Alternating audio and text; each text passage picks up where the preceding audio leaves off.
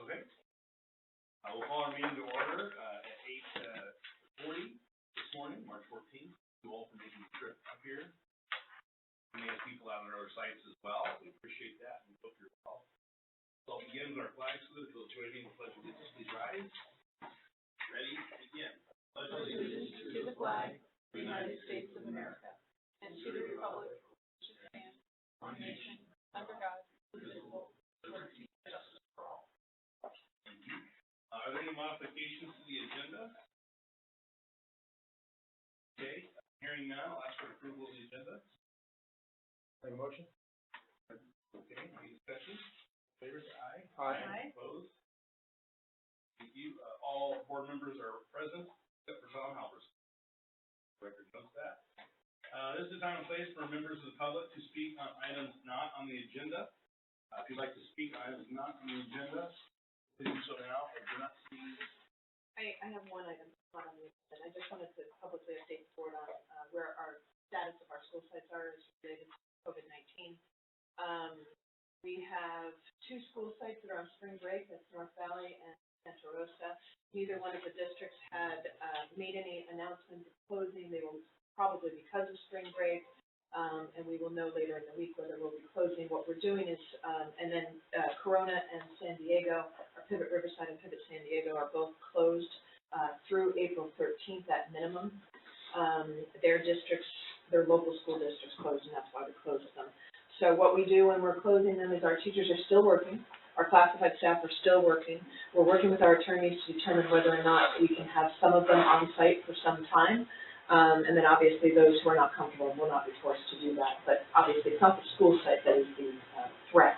It is crowds. So, but our students, we're going to keep them working so they can make some academic progress. Obviously the ones we're most concerned about are our seniors. Getting behind and not being able to graduate, because history will tell us that if our students can't graduate when they're supposed to, they just kind of wither away and drop out. So I spoke to the staff yesterday about that, making sure that our seniors are really a huge focus for them. So that is sort of the update. I will carbon copy you. Obviously, we email things out to all of our families when we're closing, and the teachers contact their families as well, but they get our parent square mass emails as well. So that is the update. We have 2 closed and 2 on spring break. 2 resource centers closed with teachers and students working from their homes. Are we effective when? Monday. Okay. Yeah, they were in school yesterday. Are we working with any partners? I guess it's hard to say where can you go, because I wouldn't be surprised if libraries closed soon, and Boys and Girls Clubs. Many already have. Yeah. So there was really no Go ahead. safe place to send our kids to, or a place for them to, if they're getting a meal or something. Well, I know our county office is talking about that for our kids. Yeah. I have a list of questions I've already sent off to our attorneys, and she and I are meeting tomorrow on the phone while I'm driving home. She's, obviously got a lot of things going on, a lot of clients, so she's working weekends. One of my questions in that list was, can we offer breakfast? Because that's what we offer to our students. Can they still come in for breakfast? So as long as, I'm guessing that the answer is going to be, as long as we keep that social distance, they may do that. And then we would have to have a staff person, obviously, to oversee that. So there's lots of, fallout. And we never have a staff person alone at any resource center. So we would, whenever we have 1 here, we have to have 2 here. So we're going to get some legal feedback on that as well. Can I just also share, having watched the news last night, and having gotten a lot, there's, the counties are providing a great deal of directive to their county school district. So, for example, in relationship to that, the superintendent of Oakland on the news announced last night that they would be offering meals Monday, Wednesday, and Friday. And they would have not at every school, but at particular sites where there's concentrated population. And you could take a grab-and-go breakfast for 5 days and a grab-and-go lunch. So you could get, on Monday, you would get Tuesday, on Wednesday, you would get Thursday, on Friday, you would have support for Friday afternoon. So I'm just using that. I just can remember with H1N1, I was the superintendent at the time, and we didn't have any past practice. But, kind of your local county health department, your local county school district, looking at what the large school districts, our authorizers, would give us directives. So I think we have, in addition to our attorneys, you know, there are resources Yeah. for us for you in Yeah. staffing. We don't have to make it up ourselves. No, that is true, but I like the Yeah. idea of the grab and go. Yeah. So So, I mean, again, I think, Yeah. and just per chance, by the time I got home last night, Joel had a crazy day of work yesterday, you know, with all the hoarding and craziness Sure. of Stateway. So it was kind of interesting watching MSNBC last night, where you got the local, but also kind of the national perspective on best practice. And actually, the email that I got from Sacred Heart Cathedral Prep, I serve on their board, they actually they directed their students not to meet in clusters or with study buddies, that they were to study in their own home by themselves. Yeah. Not to meet in coffee shops, not to meet in libraries. Yeah. So We they do. actually gave that directive. No, that's great. Okay. I have a quick comment. It appears that because we're a little more spread out than usual, the audio is a little bit quiet. I think also because we have a kind of a smaller number of people, we tend to talk a little quieter. So just be sure to be heard by those who are on the meeting. Just be sure to speak loudly and clearly. Even though we do have microphones, it is a little bit hard to hear at the moment, they say. So is that your public comment, Ms. Gaskell? Yes, that is Are it. there any other sites that would like to speak or share comments with the board? This would be the appropriate time for items not on the agenda.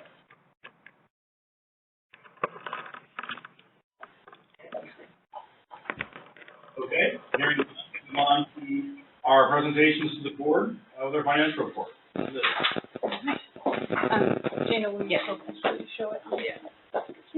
Yeah. It's on the agenda, so you can just look at it. Yep. Okay, good morning. Good morning. So starting off with the financial presentation, we'll go through a review of the current fiscal year. And our forecast update based on enrollment and attendance, things like that. A few reminders about how and how that's affecting our current year forecast. And then we'll get started a little bit on our discussion regarding the 2020-21 budget development, kind of set the stage for that. So since we last met, our ABA forecast has gone down a bit. And the reason for that actually is something that we have never seen before. Normally at the second semester we see a surge in enrollment, and this has happened basically every year since we've been open. People tend to end their first semester at their prior school or wherever they are, and then decide it's a good time for a change rather than changing in the middle of the semester. But this year in months 5 and 6, which is normally when we see that surge, we didn't really see that surge at most of our sites.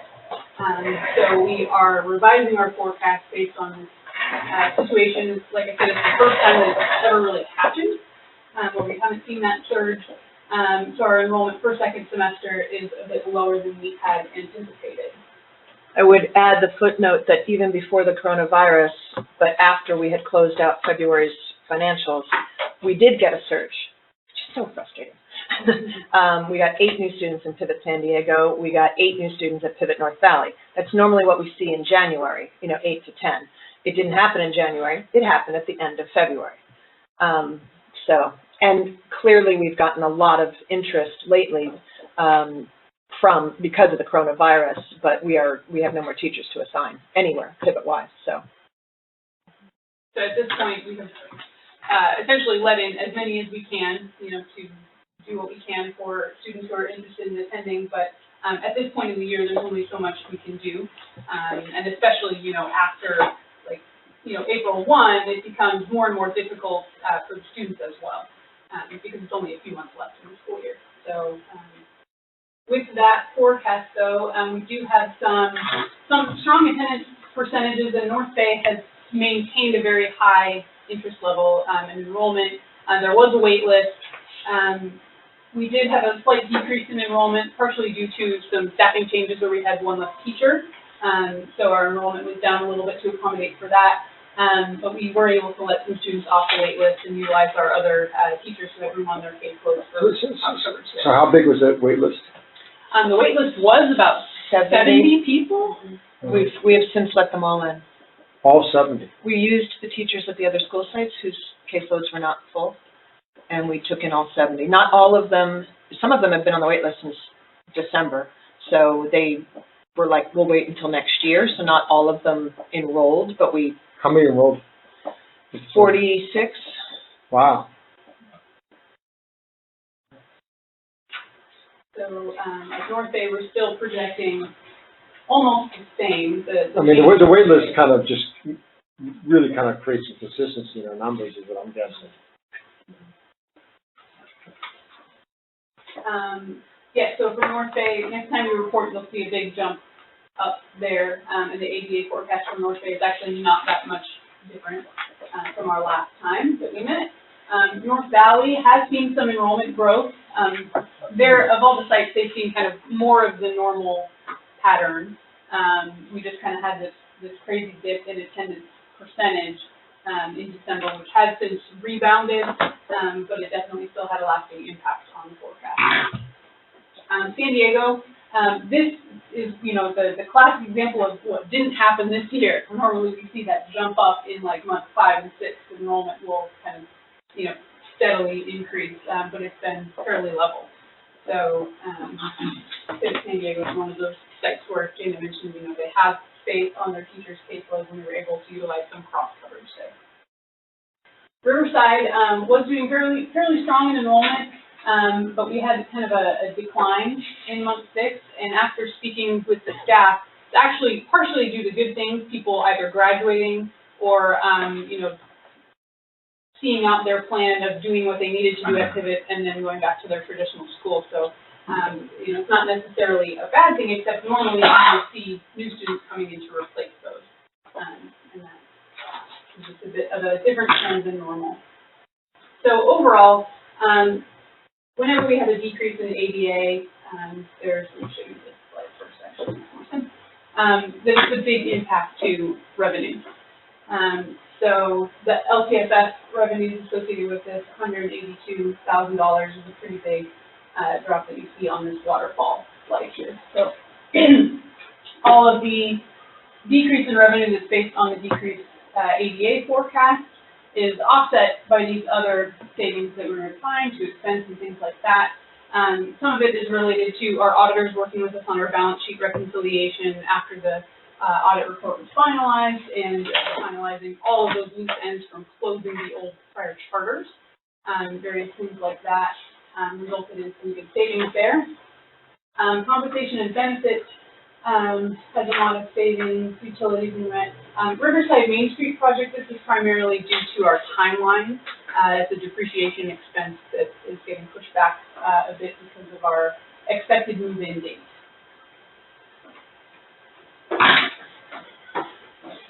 So, site by site, so our total operating income pivot-wide is not that much different from our last report in January, which is based on November financials. So it's gone down by about $20K, but still positive, but modest. And this is how it breaks out by site. So North Bay, with its healthy enrollment, is still projecting a nice positive operating income. We do have some moderate deficits at the smaller sites, but one thing to note of that from last time is that there is a substantial chunk of that is due to the Prop 39 payback of extra funds that did not end up being needed to complete the project at these sites. So this is a one-time payback of just over 20K at North Valley, closer to 20K, or a little under 20K at San Diego. So that does create a kind of a big impact on the operating income. Pivot-wide 93.5. We always like to report on the ending fund balance percentages as well, and these are kind of split out a lot over the map here. San Diego is being, a fairly high percentage of ending fund balance for the size of the school. That's because, several years ago it had a healthy run of, a few years where San Diego was kind of in the same position North Bay is now, where they were sort of, the steady, solid, carrying a positive operating, income into the fund balance every year. So their ending fund balance, despite the deficit this year, is still very healthy. So this is just a little more details about the changes in revenue. The vast majority of that is just the change in the ADA forecast. This shows a little bit of detail about the balance sheet reconciliation items that are causing that positive change. Essentially, at the end of a fiscal year, we accrue for various things that need to get adjusted, such as workers' compensation. That's based on our actual payroll numbers and things like that. So our insurance company always does an adjustment.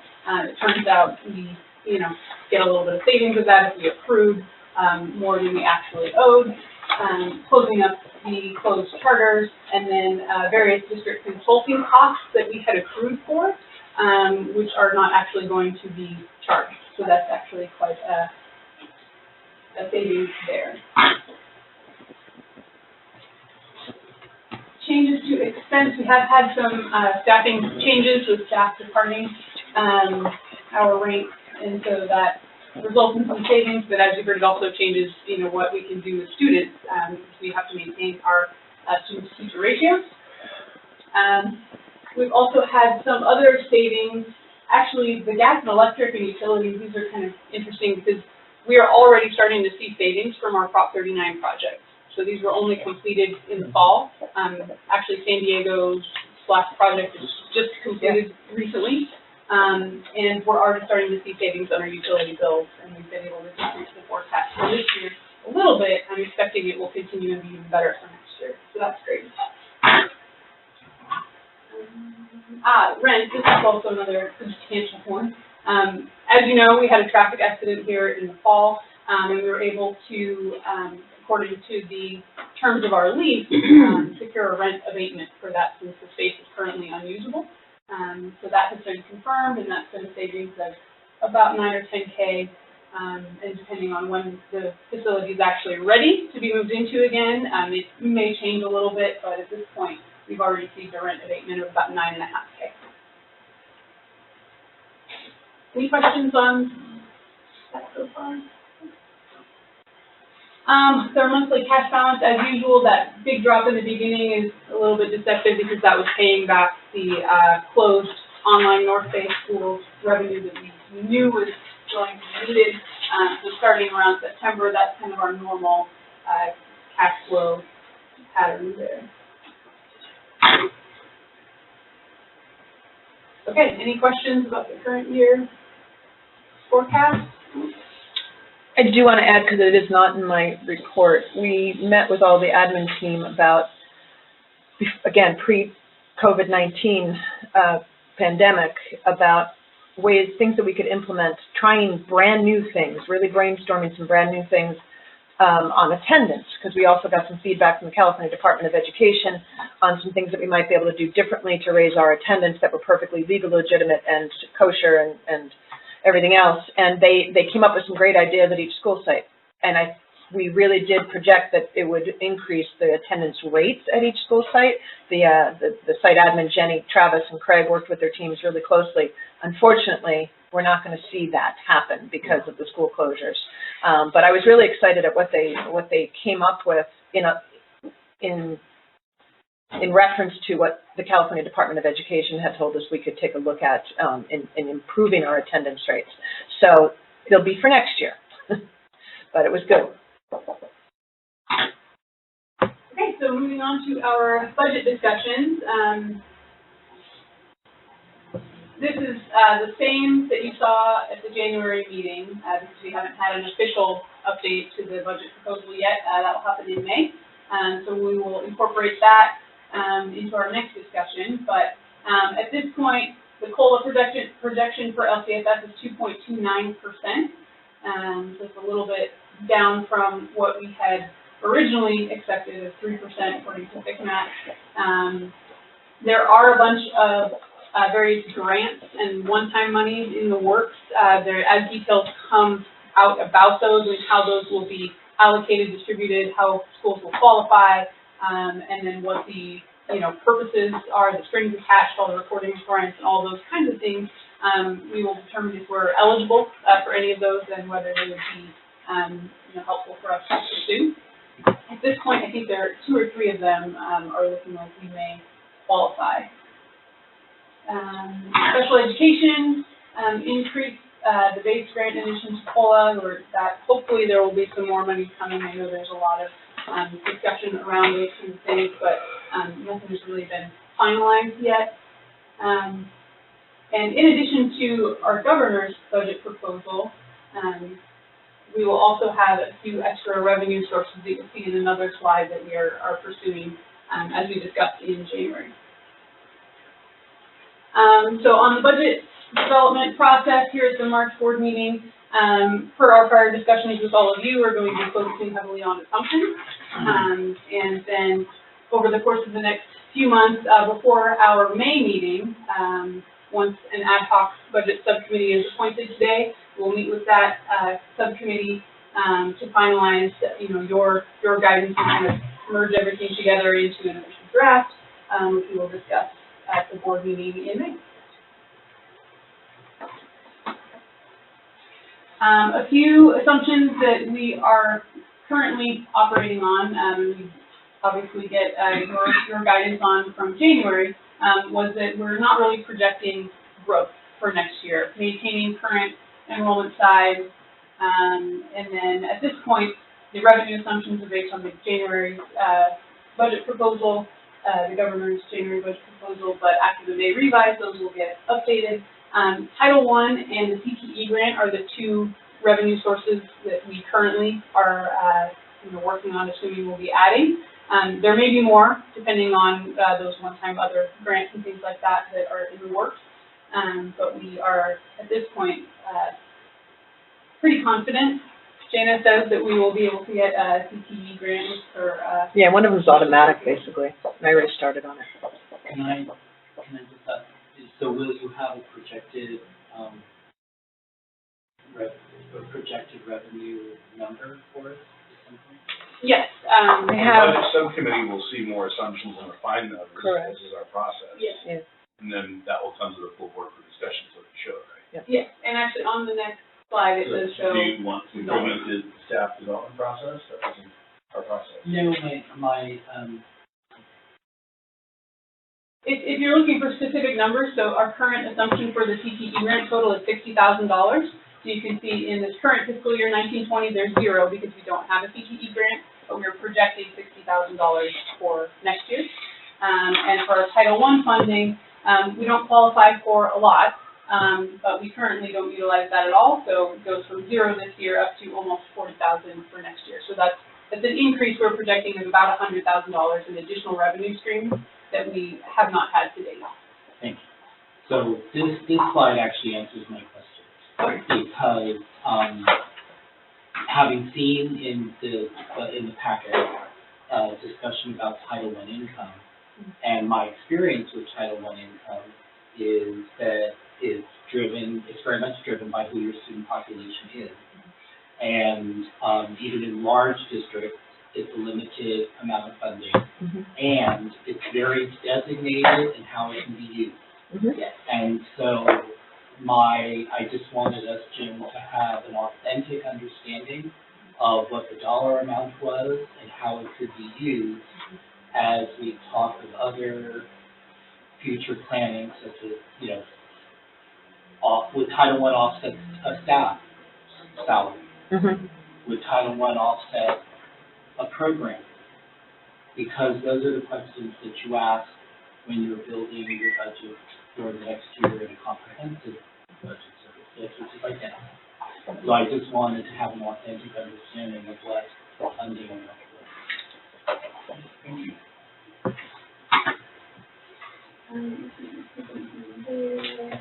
And so for expense, things that we will discuss today, will affect our expense projections. Some of those can't really be changed because they're contractual or set, by an agency such as the government, STRS rates and things like that, and our rent, all those things those increases are governed and not really that flexible unless we renegotiate contracts, which I know we are doing in some cases, looking into.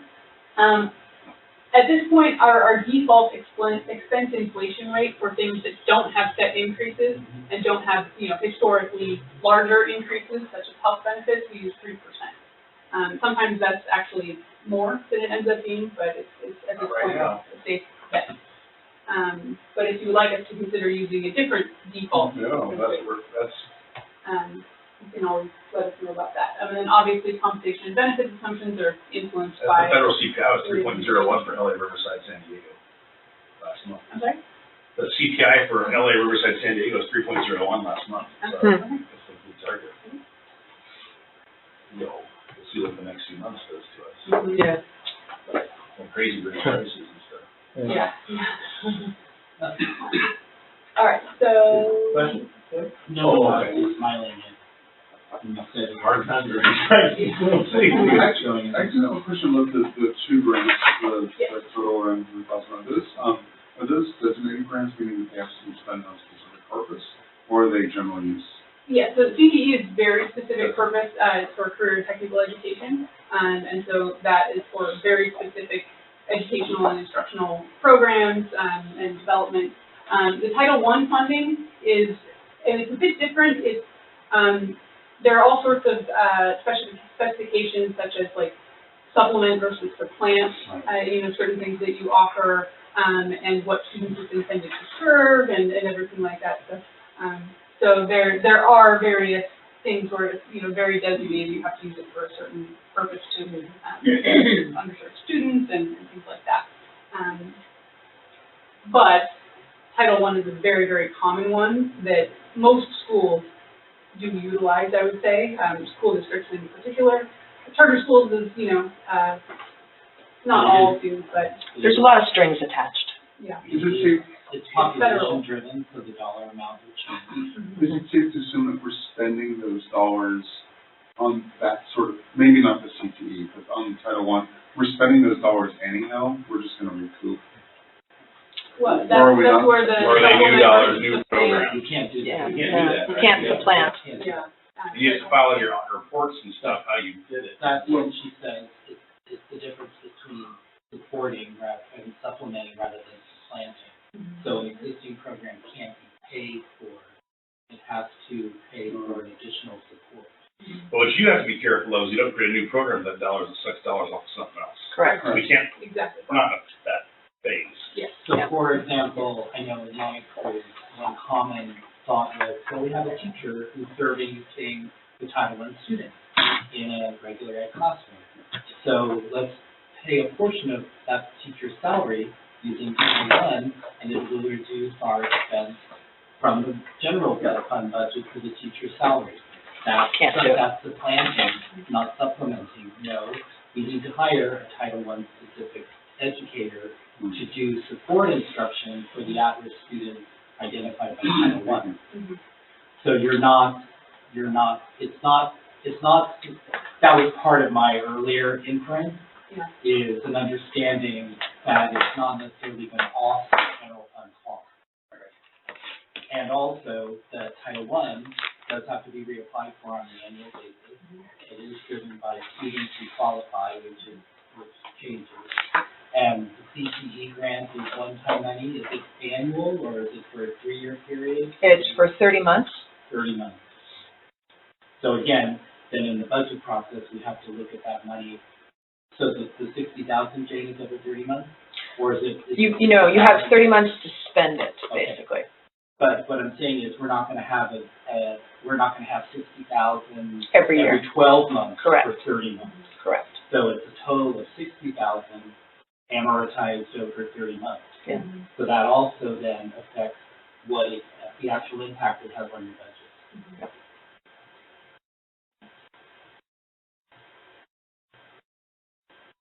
Okay, so then just a few key takeaways, in addition to those thoughts, which are also very important for us to consider with assumptions and the long-term impact of any decisions that we make.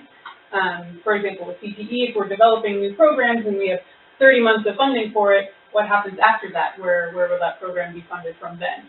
So just these sort of long-term thought processes when we talk about, new revenue sources and things like that will be important for us to consider in our long-term multi-year financial plan.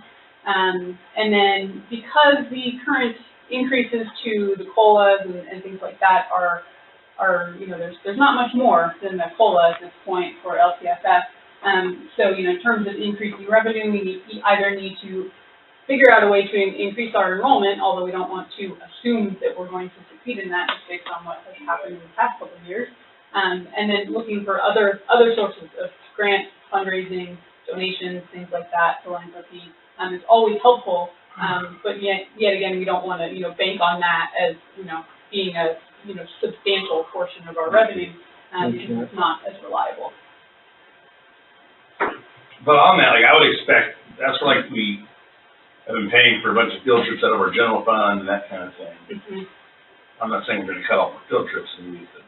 I have a lot of confidence in the finance committee to work through these things for us. But, it might be helpful to identify those types of things that are easier to raise money for. There are grant opportunities for. You're not gonna get grants for fund a teacher salary, but you might get grants for kids to go to the snow or to go see a community college. You know what I'm saying? There might be other ways, and people tend to want to fund that stuff.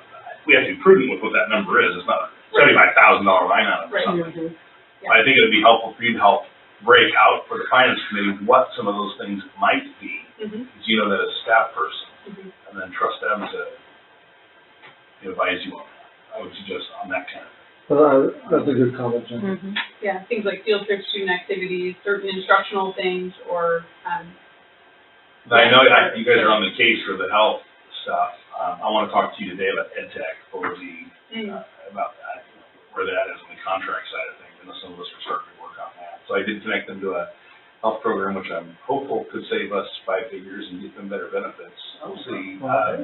And then I was waiting to ask for dollars for our sponsors, but that's not going to happen. So I guess I should go in and say, well, here it comes. Being less contract value. Yes. Well, and just to build upon what you're saying, Jim, when in looking at the, what the committee is going to do in the budget development process, often the District Services Office of Educational Services will provide us with what is mandated, what is required, and what is supplemental, what programs actually support the mandates but are not required. And that, unfortunately, while that gave us insight into should we need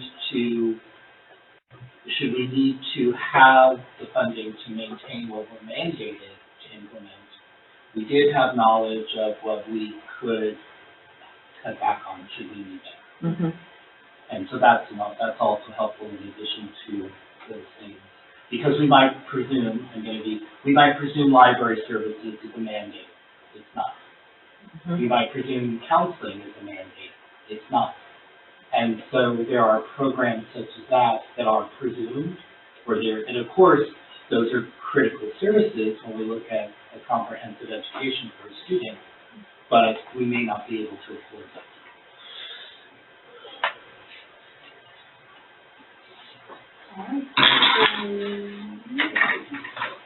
You just reminded me, Kevin, I have not given our finance people the estimates of our counseling grants. You just reminded me that we are getting counseling grants in 3 different areas. I don't know that we have an estimate, but I know there's going to be revenue there for counseling. So thank you for reminding me.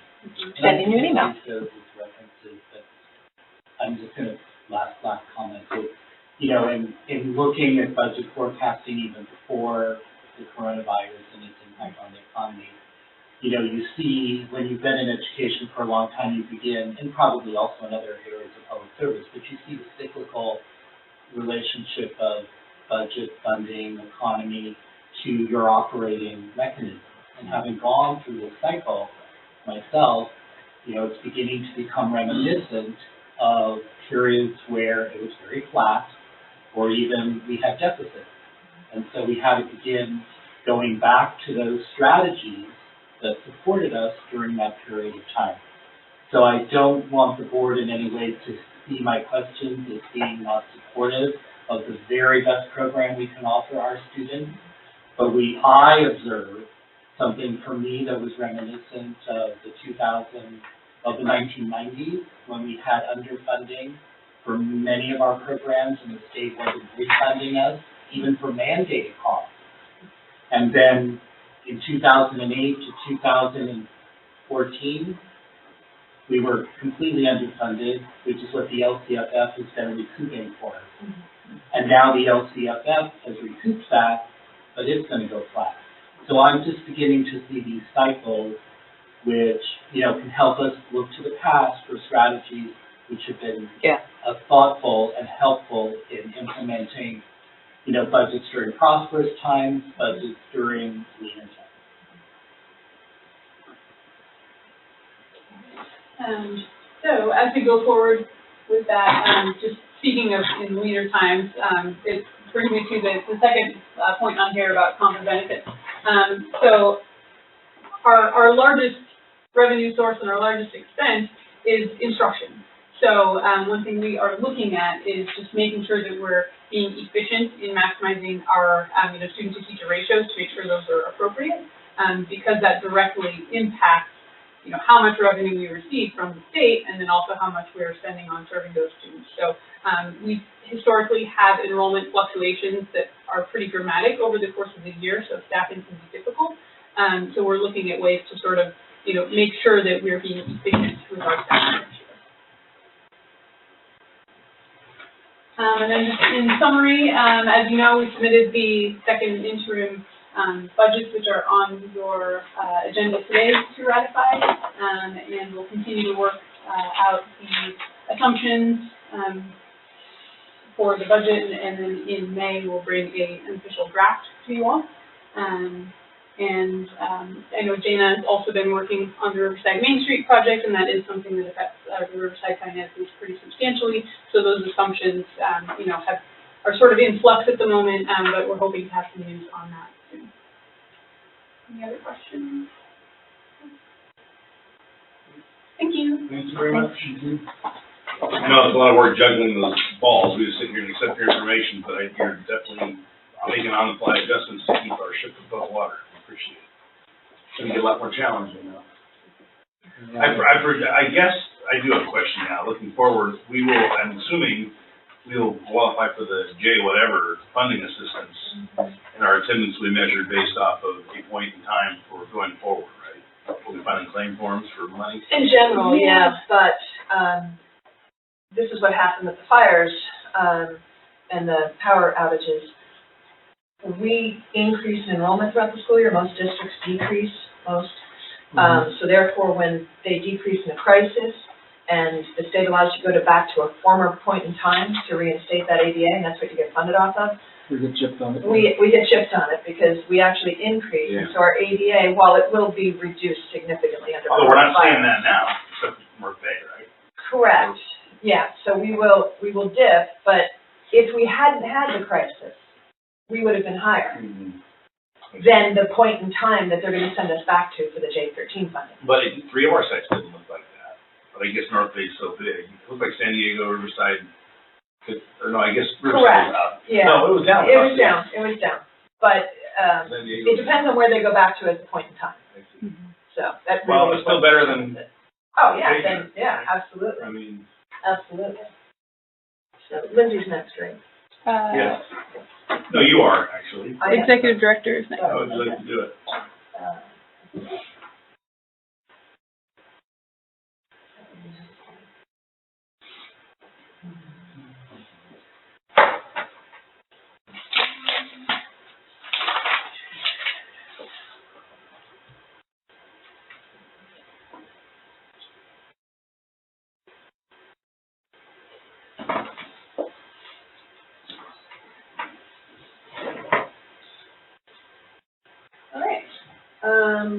I'm gonna update, we're gonna recap a little bit of the strategic plan. You gave me the staff an assignment to do after we left our wonderful strategic planning session. We'll review a little bit of the legislation and the impact on us as it unfolds, as we're getting advice on both of our biggest pieces of legislation in the last 20 years for charter schools. I will update you on some facilities issues and graduation dates, and you can ignore that last bullet because our anniversary party hasn't canceled. We haven't canceled North Valleys yet. It's in May. It's the end of May, so we're going to wait. Hang on. Yeah. So, strategic plan. You all, as a board, gave staff we made a request that we look at essentially what Tom and Kevin were addressing at the strategic plan is what are our priorities versus what are we required to do versus what's just good for kids that we maybe can just find a, how do we put it all together? And so, our priorities that we're going to be focusing on and have been for years, but we're kind of looking at things a little bit differently, is we are an independent study program. We have to keep that on our radar as a huge priority. I think we have swung our pendulum a little bit too far to being this semi-classroom-based program, and that impacts our budget, and it certainly has impacted the teachers' jobs. And again, you also said overriding our strategic planning to look at these things with the lens of how can we support our teaching staff. And so recognizing that we are an independent study program, what that means to the students and to the teachers, and keeping that on our radar is going to be a huge priority moving forward. Not that it wasn't a priority, we've always been independent study, non-classroom based, but really keeping it on the forefront of our decision-making processes is going to be, it's going to impact our schedules, what we do at the school sites, and what we choose to do with our budget moving forward. That is not necessarily an LCAP goal that you see in our LCAP. It's just overriding who we are as a school. These others are priorities and goals in our LCAP, and that is focusing on career and technical education classes, pathways, and opportunities. Not only is it beneficial for our students, but it's also required by the state, and it is one of those mandates that, yeah, if we wanted to do a kind of a, excuse the expression, half-assed job, we probably could, but that's not good for our kids, especially when we know our kids are not going on to four-year colleges. Many aren't even going on to two-year colleges. And it is a measurement, the CTE and postgraduate, what students are doing after high school is one of the dashboard measurements of who we are as a school and will be used for renewal. So it is important to focus on CTE and up our game on career technical education for multiple reasons. The other part of who we have become that we haven't articulated as much as strongly as we've been doing it, we just haven't articulated it, and that is remediation. We have all the data, you will see it from Lindsay's presentation, we have all the data that tells us our kids are coming in with these humongous gaps in their basic skills. And yet, as a public school, we are putting them in English 10, or we're putting them in algebra. And that is just doing the same thing over and over again and expecting a different outcome for that child. If they're so far behind in their basic skills, it is our job as the school they're coming to get caught up, to remediate them, rather than shoving them into the same thing that they just failed at the last school. And so we've been doing it. That is not the question. It's about let's keep it as a priority and make sure that all the decisions we make revolve around the fact that that is what that is our primary focus of what we need to do for these kids that we have right now. That doesn't mean all kids are coming to us needing that remediation, so we have to have other options as well. And as you know, we've used, I'm not going to get into it too much, but Lexia and ExactPath and iReady as our remediation curriculums. We have, obviously our staff are very focused on that. You'll see the data that Lindsay has. We need to up our game on this and really use it as, are we making all of these decisions curricularly and programmatically that focus on this? And that means site-based schedules at the resource centers and multiple tier system of support, NTSF. Another priority. Go ahead, Kevin. No, I I'm was going to sorry. say, just tying it back into where you started, that then also is consequential to the allocation of staff time. So, for example, I'll use a traditional model. If a teacher is assigned 6 periods, that's the resource that they provide the school with, and we need a period of remediation, then the student loses an elective period, which is not a requirement. Yeah. And the teacher isn't teaching an elective, instead the teacher is now teaching a remediation course during that period. So the same resource is used in a different way, but there's not an additional expenditure. Correct, yep. And an independent study, that's funky, but Yeah, we're but doing at the it. same time, the teachers are here for a given, I Exactly. just use that as an Yes, example. yes, Because I thought maybe for board members Yeah. that would be clear. yeah. You could You're right. use it in independent study teachers' day and do that resource allocation similarly. Yep, that's exactly it, and that affects what we're doing at our resource centers on a daily basis. Others, this has always been, and this is an LCAP goal and has been for several years, is supporting the student's social and emotional well-being and creating diverse social opportunities and be responsive to the students' social emotional needs. Next steps for the strategic planning continuation of where you all, the advice you all gave us and the request you made on our strategic plan is to continue to analyze data and to revise the LCAP as needed based on that data and continue to build program components that support our LCAP goals and our priorities and ensure teachers and staff are supported to get this job done well and focused on these priorities and our LCAP. So we're not doing earth-shattering changes, we are tweaking and refining. And it was really good for you all to say, you know, get focused on your priorities, because we can't be all things to all people, especially since we're independent study. So that was very helpful. AB 1507 is the one where it basically says that this particular site, we need to go to Santa Rosa City and get them to sign a letter to say that they recognize this facility. That's what I need to know about that. Oak Grove has made it very clear that they are very excited about us remaining with them. The county is also supportive of us remaining with Oak Grove, so we do need to get that Santa Rosa City to sign the document. If we are unable to secure that document getting signed, which, you know, we have several years because it really doesn't kick in into our next renewal, but obviously we're not waiting for this. We need to have these discussions very soon because we would have to go, you know, to Santa Rosa City again with a charter if they So were this not is where, ready. like, maybe,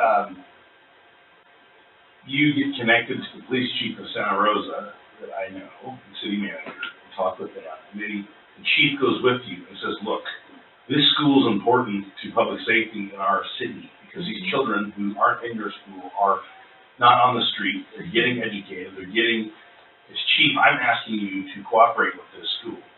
You know, I mean, I think that's, we should figure out, as opposed to you going in there, and that's a whole different conversation.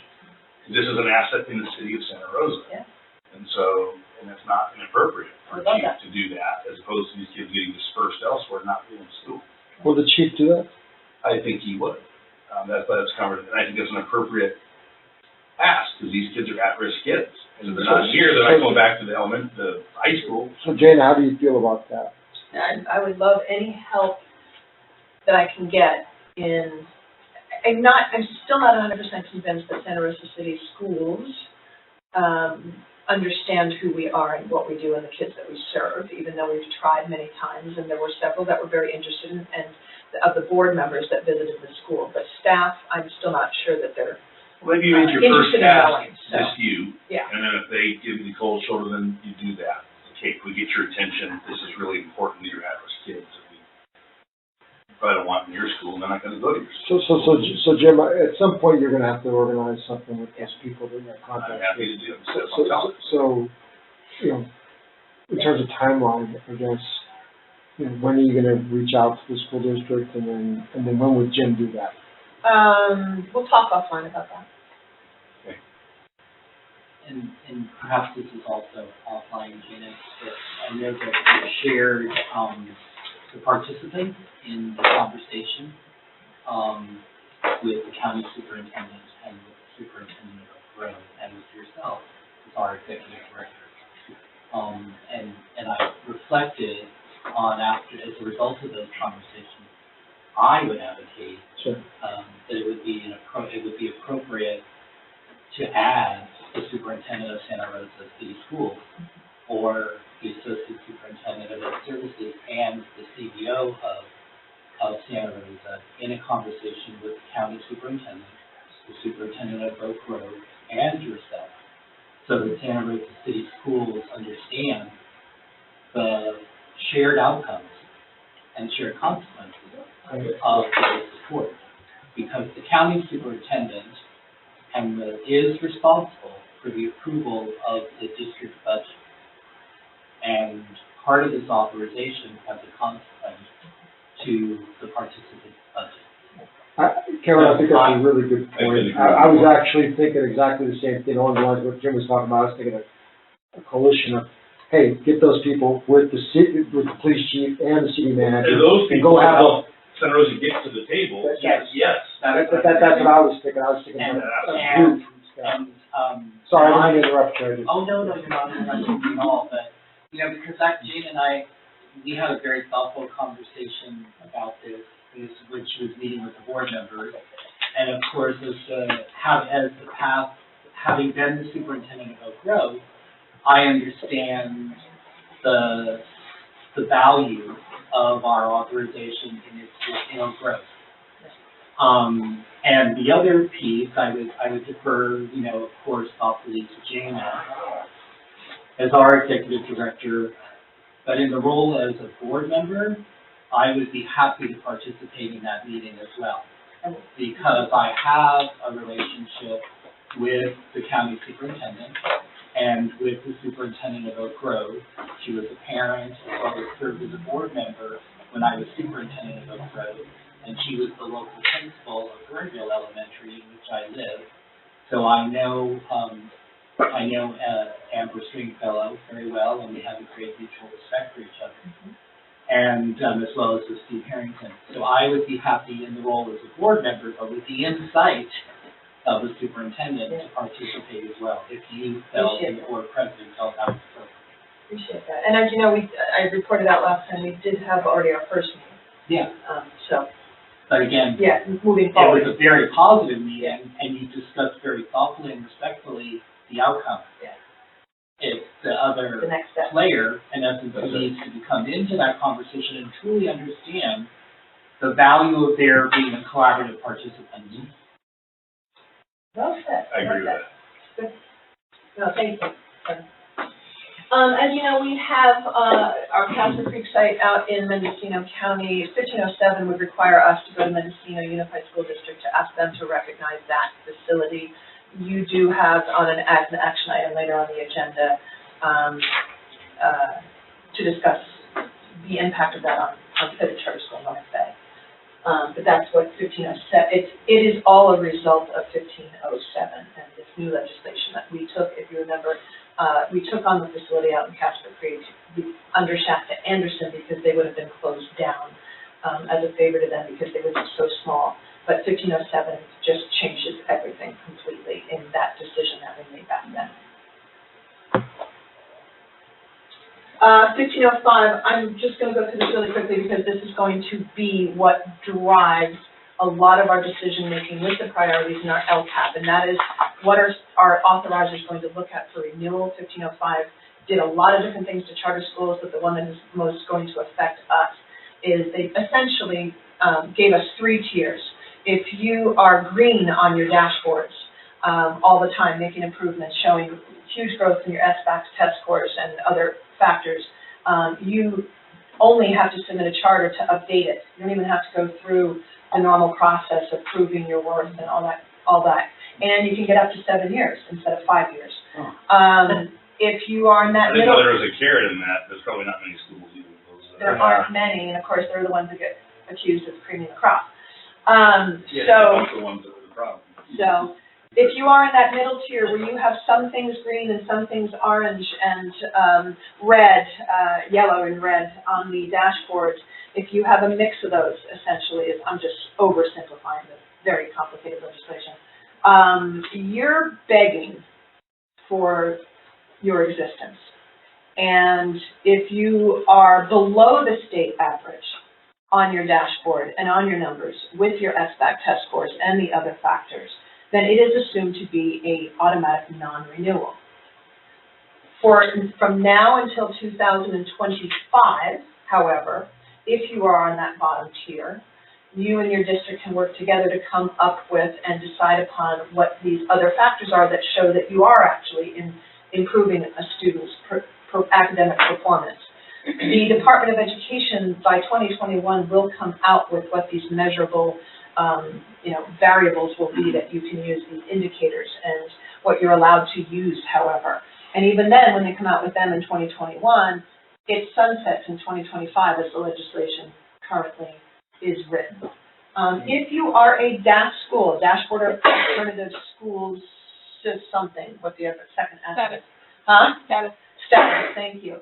That means, and you would know that North Valley qualified as a DAS school with, students who are pregnant, students who are addiction truant, students who have come out of foster homes and are homeless and behind in credits, et cetera, et cetera. As you know, The reason why North Valley really easily qualifies is because they don't have any K-5s. Because unfortunately, we are a K-12 school. Most of that criteria only applies to high schools. But we have to consider, per the law, the entire student population at our school is a K-12 school. So elementary and middle school students have to be in our denominator for that math factor, that qualification criteria. And it actually stops us from qualifying even at a place like here at North Bay, where we have, if you just took our high school population, a significant number of students that would put us into that DAS criteria. That is one thing where I am going to turn to all of you and all of your contacts over the next 2 or 3 years, and several other contacts that I've made in some of our professional organizations, to try to get that changed. And it has to be legislatively done, because it doesn't make sense that I'm asking whether a second grader is pregnant, okay? And having that person, that second grader's existence at our school affect whether or not we qualify for DAS. That is my charge. It's not going to be easy, but I'm going to be turning to you all for some help with that. And there are other small schools district association, SSDA, we are a member now, that are just regular traditional districts, but that kills them too for DAS qualification. Yeah, it makes no sense, I know. But CDE says we can't do that, it's got to be legislatively fixed. This is just an example of the current state of the state as the averages. I mentioned earlier we will be compared to the statewide averages and their dashboards. This is essentially what our dashboards look like. If you logged in to see our dashboards right now, they will be gray, which means there are no colors. There are no colors because we're technically a brand new school and we've only had 1 year of testing at all of our schools. But I wanted you to see, you got chronic absenteeism. Anything below 95% is chronic absenteeism. My. 90. Wow. 90. 90. Okay. So San Diego and Riverside may be okay there. Others maybe not so much. Suspension rate. Woohoo! Go Karine. She's doing pretty well here. She's working with kids instead of getting them suspended. And all of the admin, including Jenny and Travis, have been trying to implement policies of discipline, positive discipline, so that we're not having to suspend as many kids. English language progress, graduation rate. Unfortunately, our graduation rate, because of the way our kids come and go, it doesn't look good for us. College and career. Boop, boop, boop, boop, CTE right there. And then English language arts and mathematics scores on the SBAC. So, any questions on that? Yeah. Well, just kind of going back to the impact of the K-8 student on the others. The SBAC, so the SBAC is actually almost counterintuitive because the SBAC is administered in very limited our high school. We have only one grade level test at the high school level, and it's grade 11. Right. And so that we don't have there's no measurements for us. And we are 80%, in some cases, 90% high school based as far as our population. So these red, greens, yellows, it's like this little small microcosm of. And that's almost the counter of what you were speaking to earlier, because the SBAC scored K-8 because the test that was going through to those second through 8, they keep moving back second, sometimes up. So second through 8, that impacts a larger system out scores. But again, because of our limited student population, it's not even a significant population. So there's a lot of these variables that the state is using, which really are not applicable to giving a clear picture of who we are. Thank you for understanding that. Just get them to understand that. CCSA is working on their primary priorities. Facilities, North Bay, obviously we need to do some stuff over in Suite A. We're looking at making some changes from this site to Suite A. More on that to come, and especially if you're on the budget subcommittee. San Diego, you have an action item later on the agenda about consolidating and moving the elementary back into the original side. I did have my meeting yesterday. I actually met with board member Holmes. Sorry, I was just going to say board member Holmes yesterday before my meeting with the president. Got some good feedback before I had that meeting yesterday. It went as well as I could expect it to have gone when we asked the president of the company, of the center where we are, to take a loan, and then charge us the interest of that loan into our rent. I explained who we were, explained who you were. They do want, oh crap, our financials, our most latest, greatest, if you could email them to me. I told her I'd get them to her over the weekend. They might use their own contractors. I said, fine. So they're amenable. They're taking it to the other people in the company. So who is on the call? It was Shannon, who is just sort of our liaison, our broker, and the president of the company. His name is Bruce. They understand what their other option is, Yes, we discussed that. and if we're talking about this later. Yeah. Yeah. He actually said it first. So, our current lease expires August 1st at the Green River facility. Obviously, that landlord is bugging us, going, what are you gonna do? I wanna get this on the market. I haven't answered him, and we need to pull our permit by April 12th. And so that was also discussed yesterday on the call. We can get it extended, but it's a process. Graduation dates. The biggest one is a change again. The teachers were really worried about seniors getting their work done by June 3rd here at North Bay. And so Jenny was able to get the Friedman Center for the 10th. That's assuming we're having any group graduations. If not, Jenny's got some great ideas about limiting it to like 1-2 parents and the kid, and we'll film it, and everybody else can participate like they are in this board meeting right now. So we're coming up with backup plans for graduations. But it is June 10th here for North Bay. North Bay people, please note that. That is different than the last different one that I gave you. So the other ones are the same. So it's 8th, 9th, 10th, 11th. Anyone want to take a worldwide tour with me? Because that's what I'll be doing. Anniversary parties, that's it. So, questions on the executive director report? Well, I agree with you not canceling the North Valley party yet. You know, we're trying to do a 2 to 3 week look ahead on stuff. I think we just are silly closing June, July events, and we don't know. Let me just clarify, Yes. the other two are not canceled, but Postponed. Postponed. Postponed. We'll talk about at probably the June board meeting, Right. as to just see where the state of the state is at that point, so.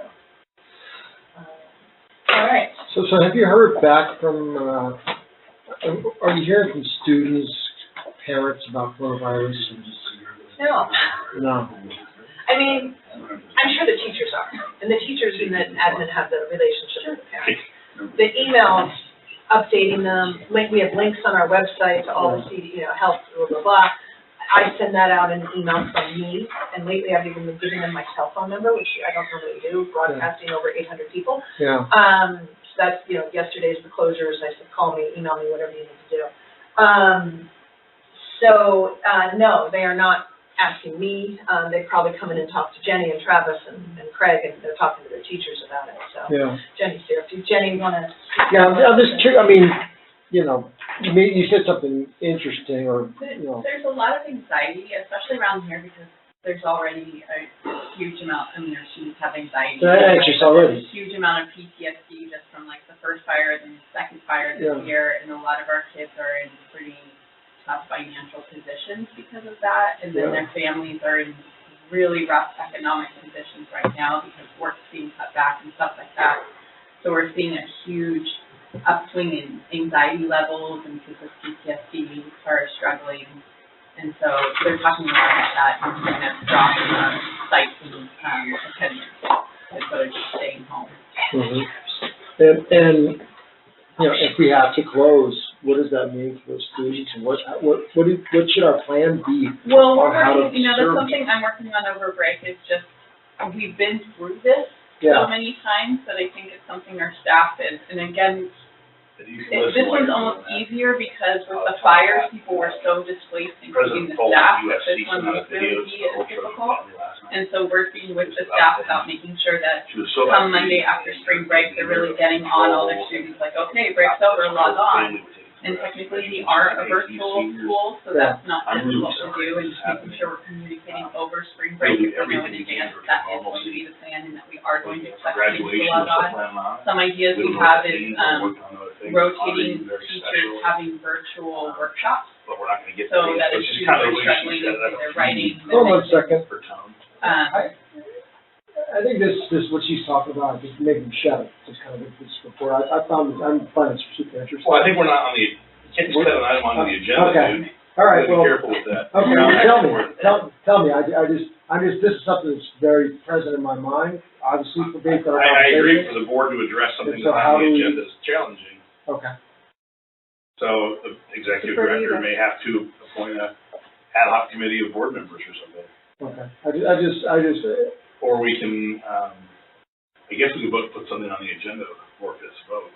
Who knows? I guess there's just a question to you, Jim, and you run the meeting, you run this meeting as well, how do we, I'm curious of what exactly we're gonna do. Well, the executive director gave you her briefing at the beginning of the meeting.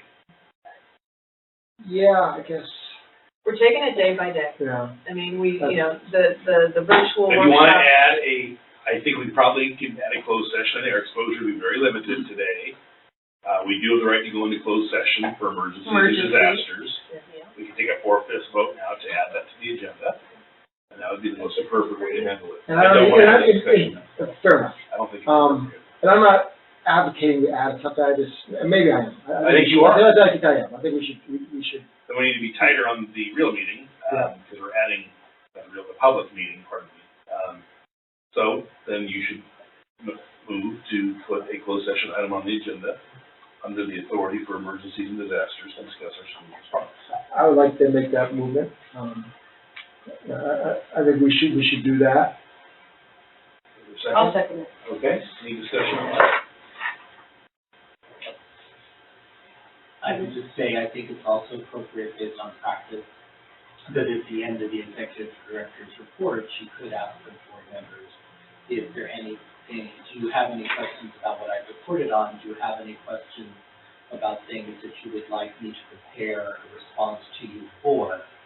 We don't discuss it at this time, but a written response in an update could be provided by the executive director, which is common practice when reports are given at board meetings. I think it's a sound practice. So I'm just adding that in support of your inquiry. And Jim has facilitated a way by which we can do it today, but that's another process by which things that are not part of the report, board members might have questions of the executive director on.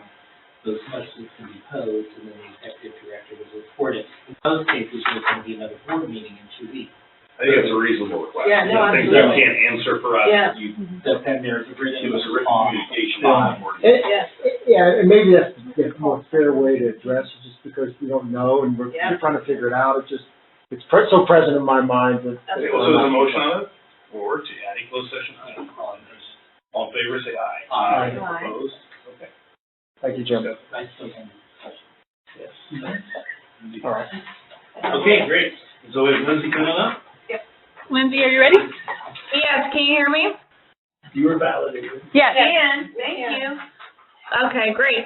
Hi, everybody. I'll go real quick through this, and if you have any questions, we'll wait until the end. So, the data report is focused on our goals, both LCAP and the priorities set forth after the strategic plan.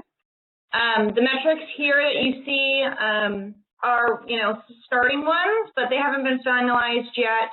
So I just want to let you guys know that. Liz is going to be my helper today. Thanks, Liz.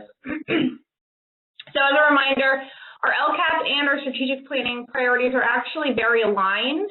In order, one, we want a safe, caring, welcoming environment for our students and staff. They can't learn if they don't feel that way. Two, we want to focus on our post-secondary outcomes, which are the things that students do after they graduate, CTE and college.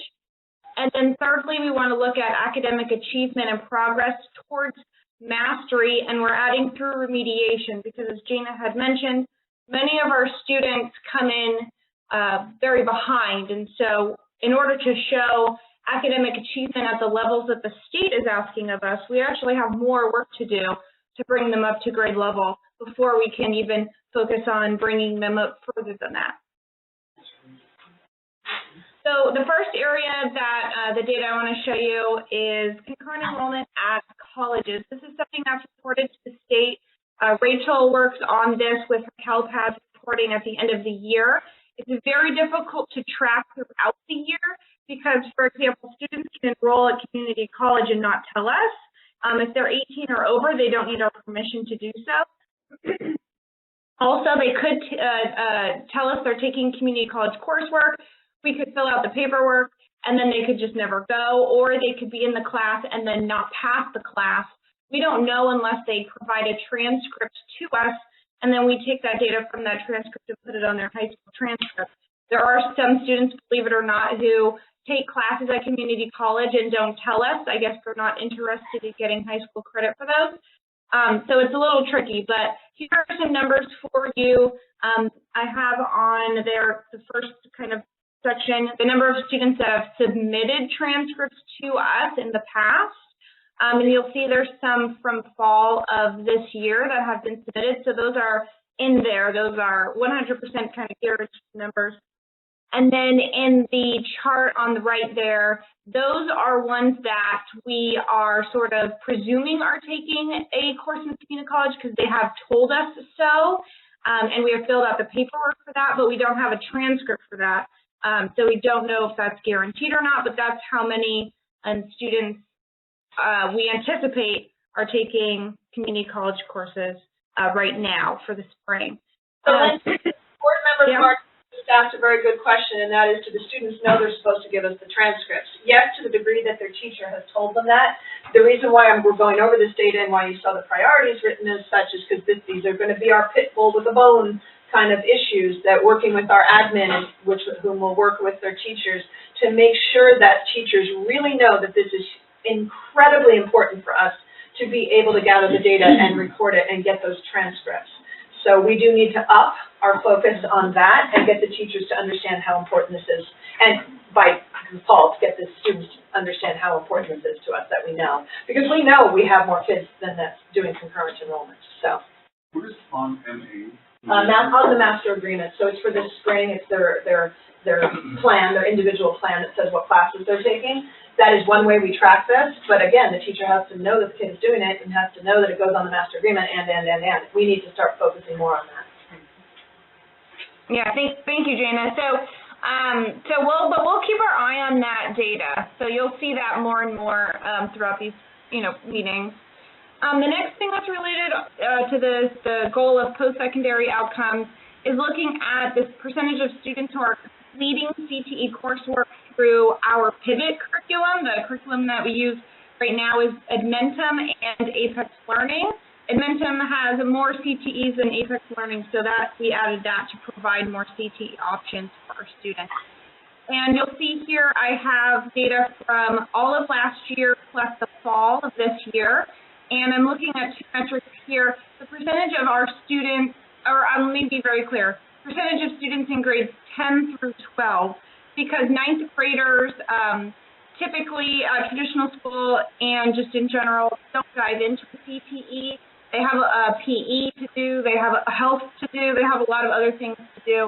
And ninth grade is usually an exploratory period for them to sort of figure out if they are taking a CTE, what that would be. So we're focusing on students in grades 10 through 12 here, and we looked at the percentage of those students who attempted at least one CTE course, and then additionally who earned credit for the CTE course. So as you can imagine, just because you attempt a class doesn't mean you earn credit for that class, but we want to track that data to see how many kids are at least getting exposure to it, and then how many kids are following through with it.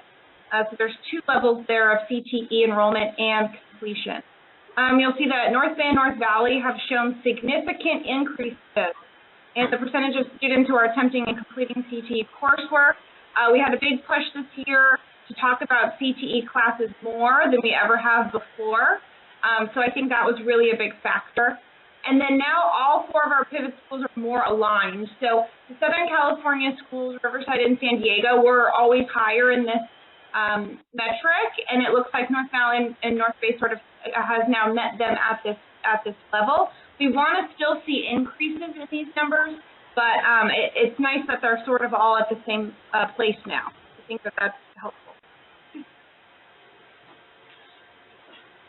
As Gina had mentioned, we do utilize 3 different curricula for remediation. We use LEX Lexia, which is a reading-specific curriculum.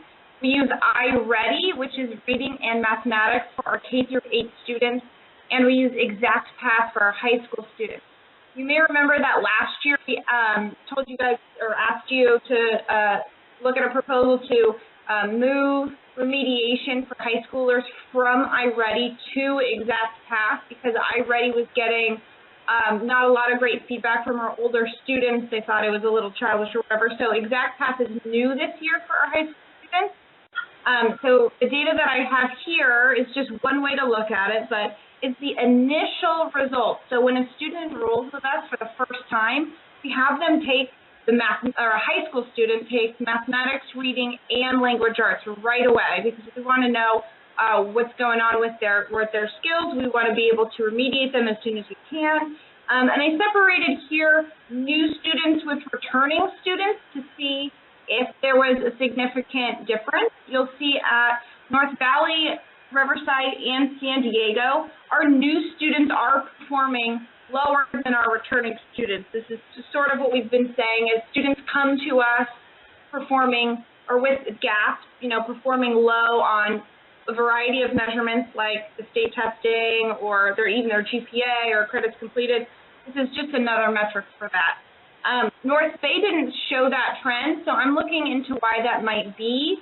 I think part of, and you'll see in the next slide, I think part of what we need to consider is communicating and messaging with the students and families to take these tests seriously. And so that's something, that with the state testing also needs to be a message. We do have a lot of kids who don't take these tests seriously, and we need to make sure that they are doing so. So my response to this, and I'm going to quit talking, but is if we have students that get back, they come, they make up, and then they go back to the traditional school, that would suggest that maybe we're doing our job. Mm-hmm. Yeah. Yes. That's Yes. definitely why it's called pivot, right? It is true to form. Go ahead, Lynn. So this next one is interesting, and we've been talking a lot about it as a staff. The admin team has seen this data as well, and we've really been thinking about why is it that our returning students are showing negative growth from one test to the next test. So that's what this is showing here, is growth. We've tested a majority of our students twice, once when they initially enroll with us, and then a second time between January, February, or even as late as March if we made them take it later. And I think that this speaks to having students taking the tests more seriously. They know that first test really defines their academic path.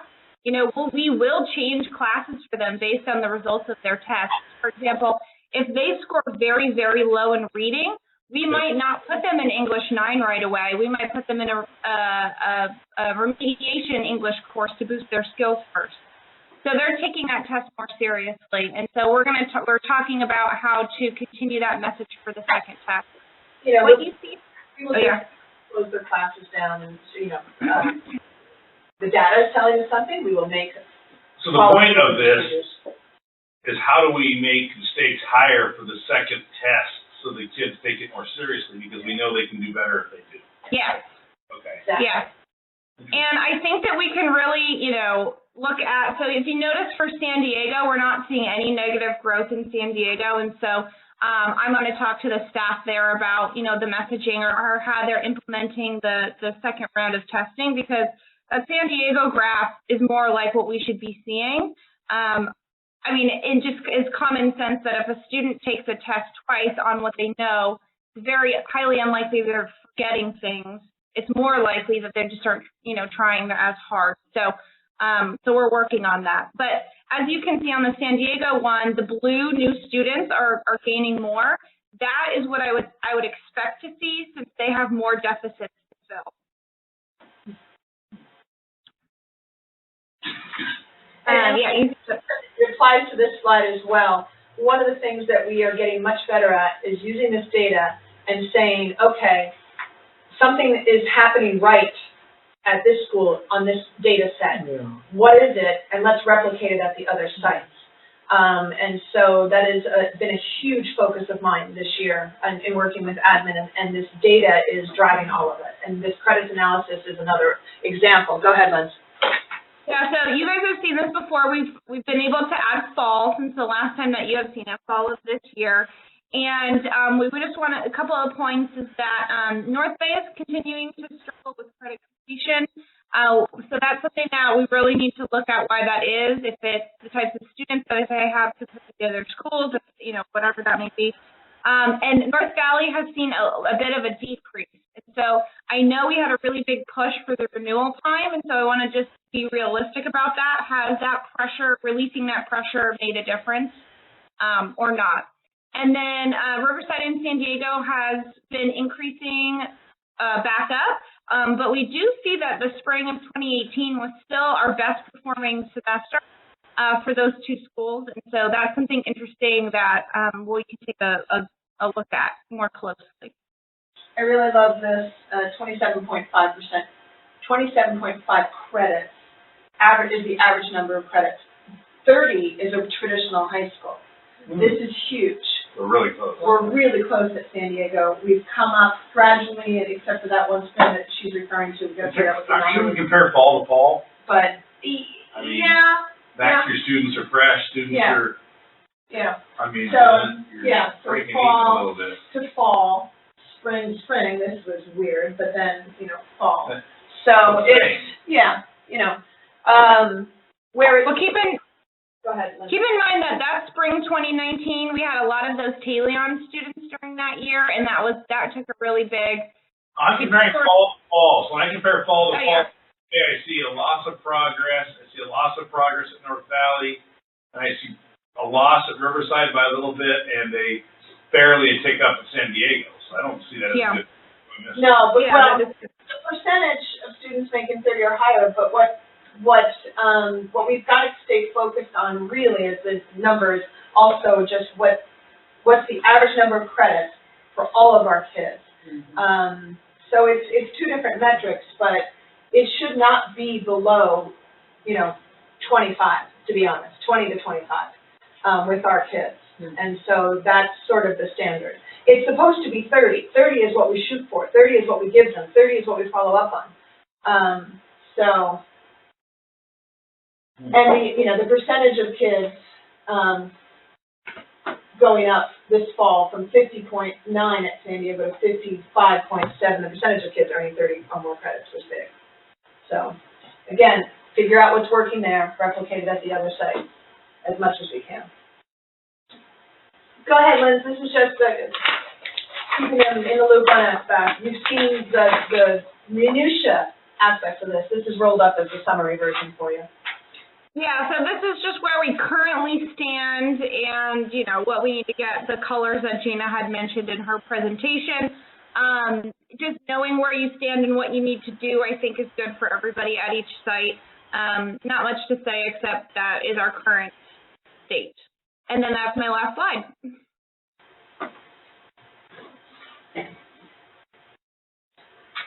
You will get updates on the data every board meeting, because these are the metrics we use on our LCAPs. These are the metrics that we will be using for renewal, and so we will give you updates on all of our data. We're not going to repeat stuff, but as we get new data, you will be getting updates on new data every time, every board meeting. Questions on it? Yes. I'm assuming that this is just that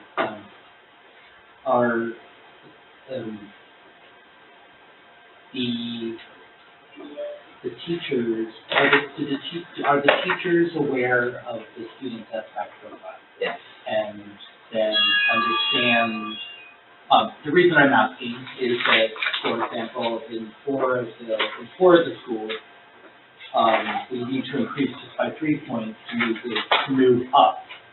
So a best practice has been that the students in that 3-point range become really targeted focal students.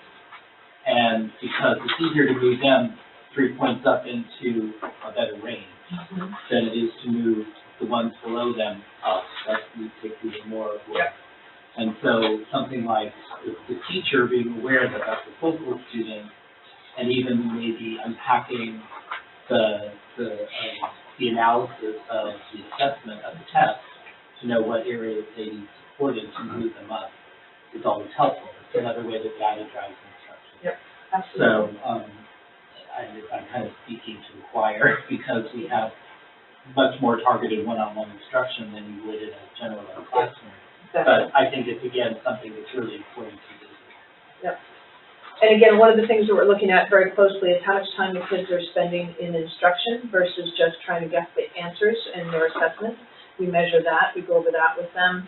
And then also on their iReady and Exact Path, how much, if they're this low, how much time are they actually getting that remediation and time they're spending in it? So it's all good data. And there should be, I mean, having been on the curriculum committee, there would be a correlation between their SBAC areas of improvement and the iReady, because there's a difference between a formative and summative assessment measure. Yep. So, high level, for a non-educator, we know that these are not good. For our students, it's where we expect, but we've been using this system to try and make improvements and see where we can make improvements and understand the data so we can try and tweak things to try and eventually drive these things. Yeah. And how are then, so you're telling us, here's where we are. How satisfied are you with our progress and our prognosis to continue to make improvement? And what is our best expectation for the type of students we have?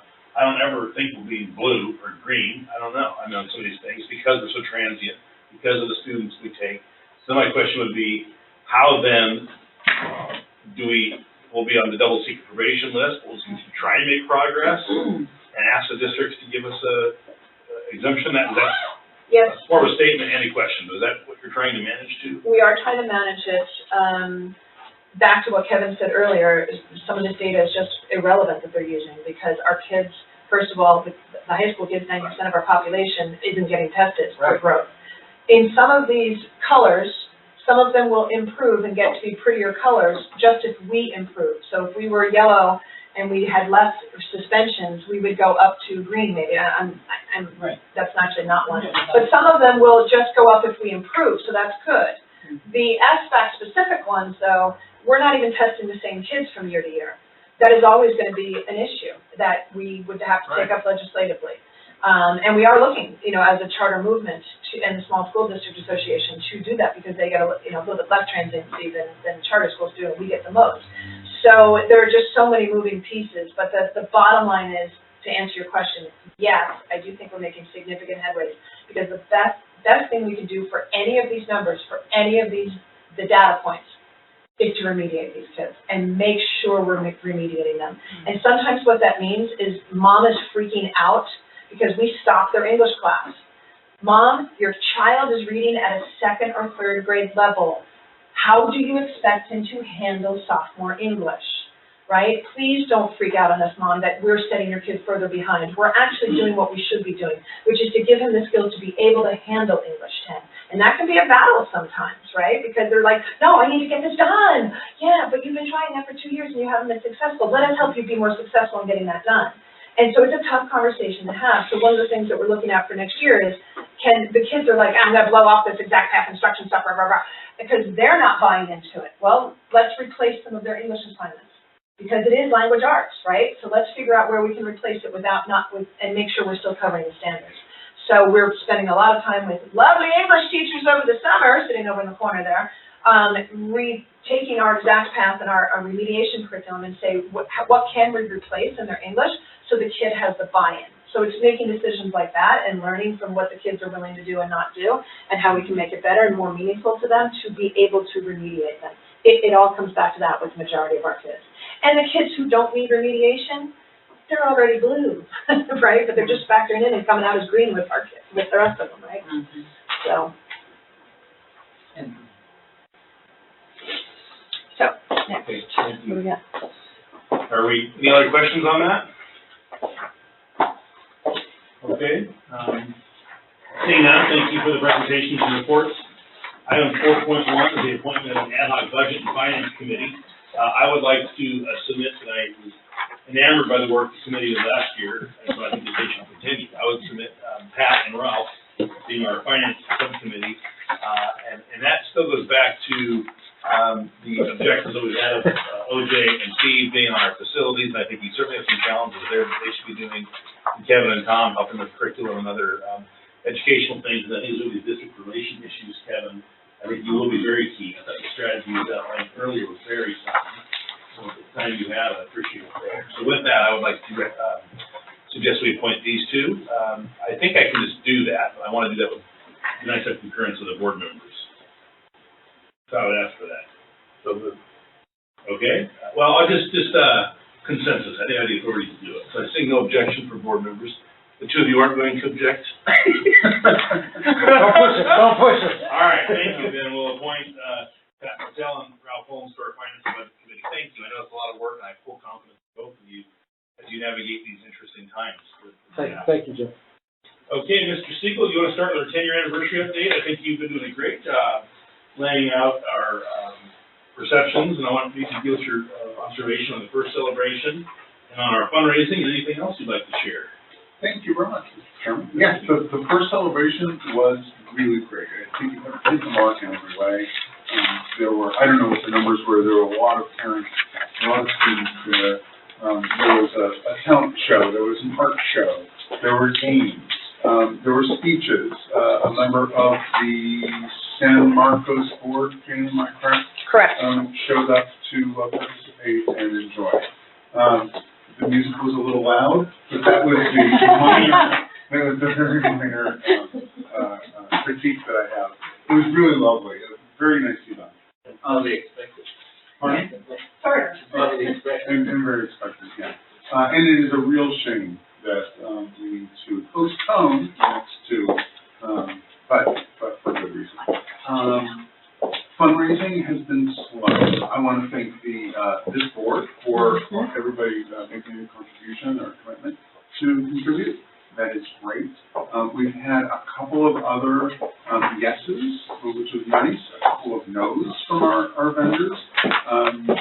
The two no's are interesting, not unexpected, but they came through by saying this is, if they were to do this for us, they would have to do it for everybody. I tried to counter that with, well, if you'll just recognize that physics has been around for 10 years, and this is the first time we've asked for anything. So it's obviously for a really specific and good cause. They appreciated that counter, but they didn't sway them for those two. And then I had a number, I think 3 or 4 said, I'll have an answer for you by Friday, which is yesterday.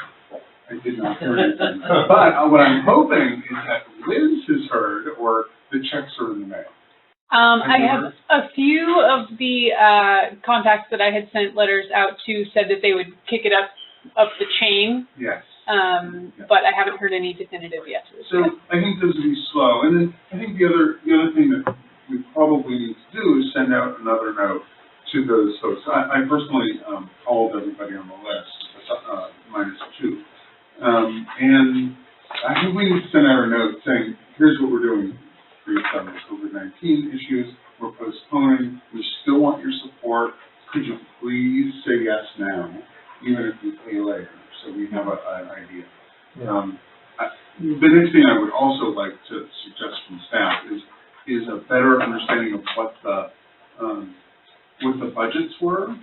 For the one that went off, I would like to know the exact dollars that we spent, but for the other 3, what the budgets were planning to be. So we have a better idea of what our fundraising goal ought to be. We're still looking at about $25,000 to $30,000 in my mind, but I'd like to put that against the reality and make sure we're right. And I think, if I'm not mistaken, we've raised about maybe $2,500 for the $25,000. So $2,500 in total. So we have a long way to go to be able to pull off the next 3. I fully expect our vendors to step up. Yeah. So I know that I have, when I calls to make, we were talking about to wait for those to be closer to the rescheduled reception. So we have a situation here now that doesn't like we just passed out. Oh,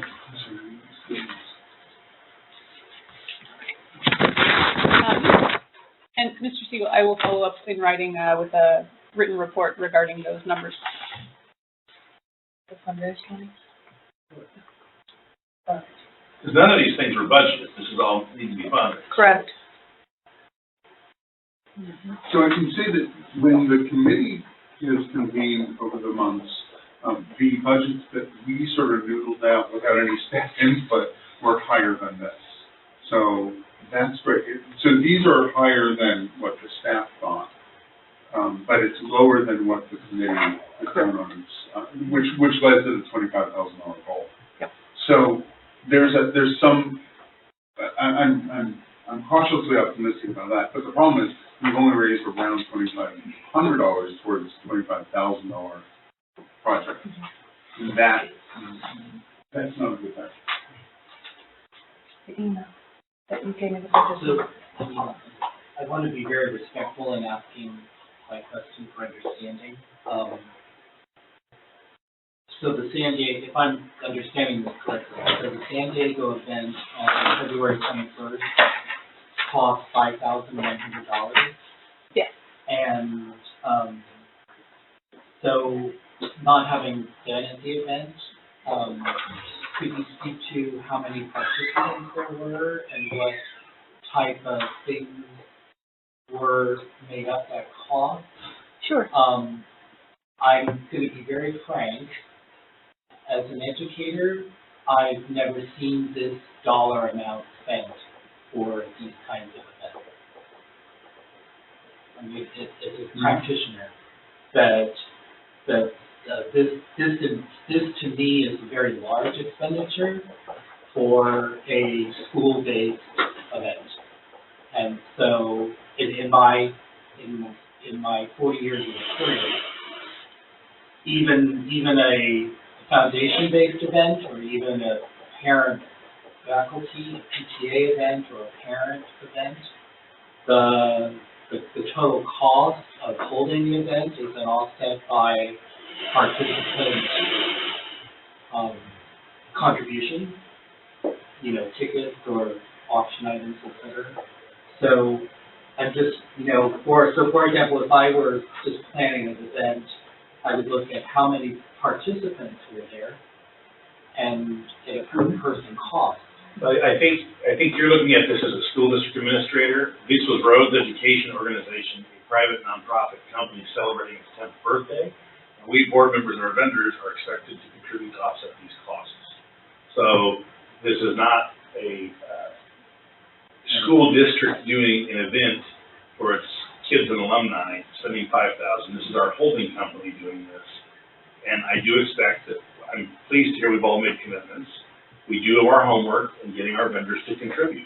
I'm confident that we and the staff will continue to get those contributions. I don't think it's a big ask of vendors that have been our partners for 10 years, and they're going to need to contribute. So, and I understand that difference. Maybe I should reframe it, because I heard Steve say, so there was an established budget for each event that then guided the expenditure cost. So can I also jump in and say with the San Diego event, the staff were very strategic in their planning of this, that they actually had 2 events on the same day. So this is the total cost. It's difficult to break out, and I can if you like, the percentage, but they actually held their winter formal dance immediately after. So the cost of the venue then covered 2 events. And the same for there was food, there was a DJ and a photo booth and things like that. So, it was the cost of the 10-year anniversary event plus their winter formal. So it was 2 events in one. So that, partially is adding to the cost because it was for a longer period of time. And they did also have, contributions from ticket sales and things like that for the winter formal, which are offsetting that cost. So I don't have the total numbers on how much they collected for that, but yeah. Again, I understand, Jim, what you're saying, the difference between more of a private or business funding than a public funding. I do understand the difference of that. I'm maybe even stepping out and just looking at, cost effectiveness if I were planning any event in a per person charge, whether it be a get you a birthday party or a wedding or whatever, you know, there's a level of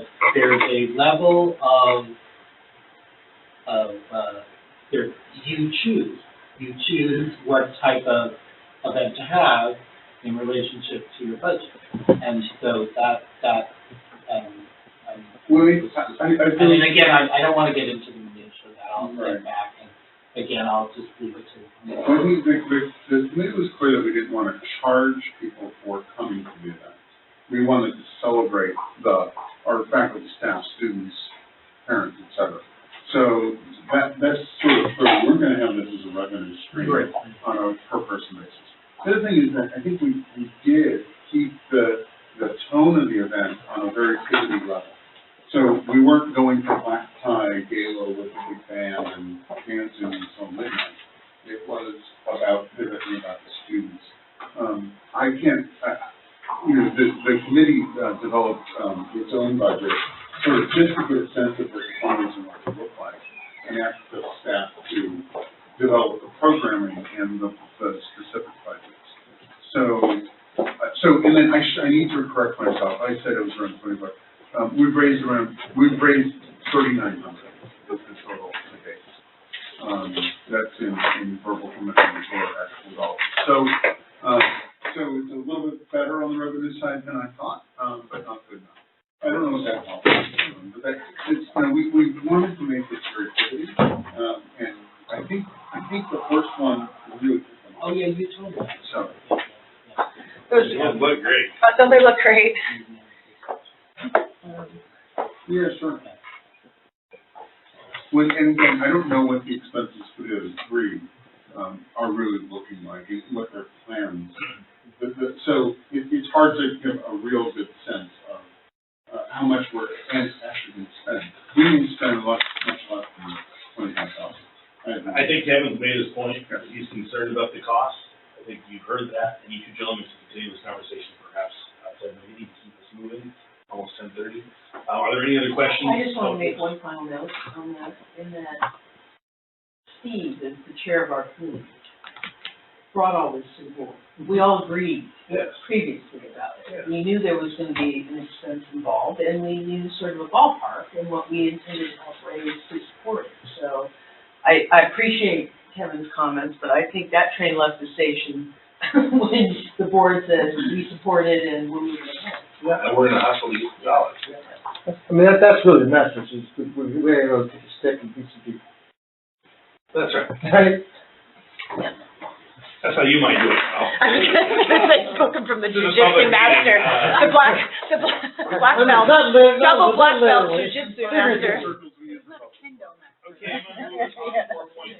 Thank you, Steve, for your efforts. Really appreciate it. Absolutely. Thank you, Steve. Okay, this is an item from the executive director on 4.3 to, are there any members of the public that would like to speak on the 10th anniversary update? Was a report, there was no action taken. Okay, hearing none, I'll move to 4.3, Pivot Charter School San Diego facilities. This is a recommendation to terminate the lease for our elementary suite at the site there. Staff, do you have anything to add to the report? No, I tried to give you as much information in my staff report as possible. It'll save us $17,000 a year, and there's not that many kids on a daily basis using it, although those who attend a fabulous hands-on based program, but we're just going to have to move it back to where it used to be. Mm-hmm. Seems pretty, sort of the motion that you looked, are there comments or questions from board members? Question, is there any issue with the lease and the leaseholder? No. Well, we're upped for renewal, so we're just not going to renew. Are there any members of the public that would like to discuss this, 4.3? Okay, hearing none, I would ask for a I'll motion. move approval. Thank you. Second. Supports the executive director's recommendation. Any further discussion? All those in favor say aye. Aye. Opposed? Okay, thank you. 4.4. I'll turn this over to you, Jana, on Casper Creek. I tried to give you the background just to refresh your memory as to why we did this. You all were very, very, very generous and supportive to be able to save this little site under Shasta Anderson.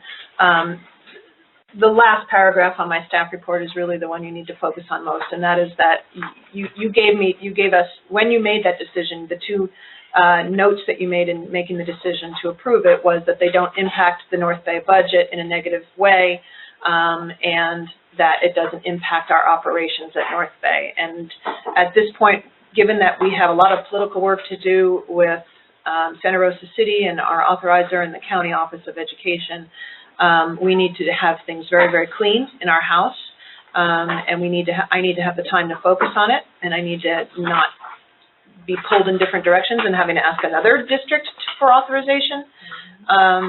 So this would have been inevitable probably in the future anyway, because I do believe non-classroom based charter schools are going to get hit more.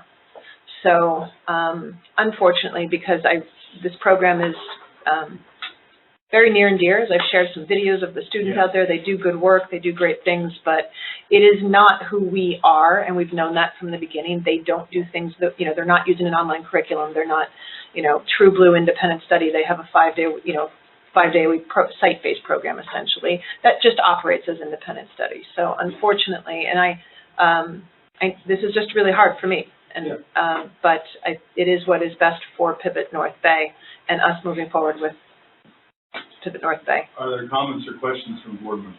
I have one, but I'll wait to see others. No? I appreciate that this is your recommendation. I know this is hard for you. I know what these people mean to you. I think you also had a board that had a agreement with when we brought them in. There was an open agreement about this.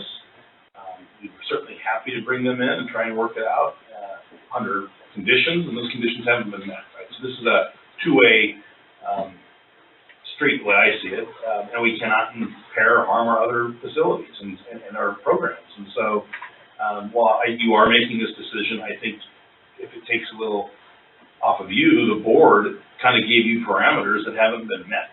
And so to me, it's more of a reaction to what happened as opposed to us making a proactive decision to close the school. That would be my comment. I hope that you can find some solace in that. I think you were wonderful in giving us a chance. But I will support your recommendation, but I'll ask, are there members of the public who would like to comment on this item before the board considers action? Okay, well then I will ask for a motion to support the executive director's recommendation to discontinue service to Casper Creek. So moved. Second. Any further discussion? All those in favor say aye. Aye. Opposed? Okay. Thank you. We'll move to 4.5. This is a reminder for us to fill out our Form 700s. They're due April 2nd. Second. First, second. So you want to get those in? Can we fill them out today? That's why we're here.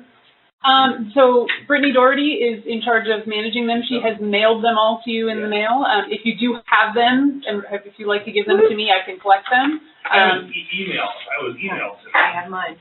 She also mailed them. Can I have it one printed out and take care of that while we're here today? I will have to get in touch with Brittany to do that. But yes, I could. Or is there a printer here? I could email some of those. There's one in the packet. It's a blank. Well, though, yeah, if you want the we one. sent one. Yes. Yeah, she filled it in for you guys. She filled it out, all you have to do is sign it. Yeah. Okay, yeah, actually, Yes. Print it and get it done today. We can do that today. I would like the same thing if possible. I didn't see the I was package, and then crossed my mail. So in her email, she was very thoughtful.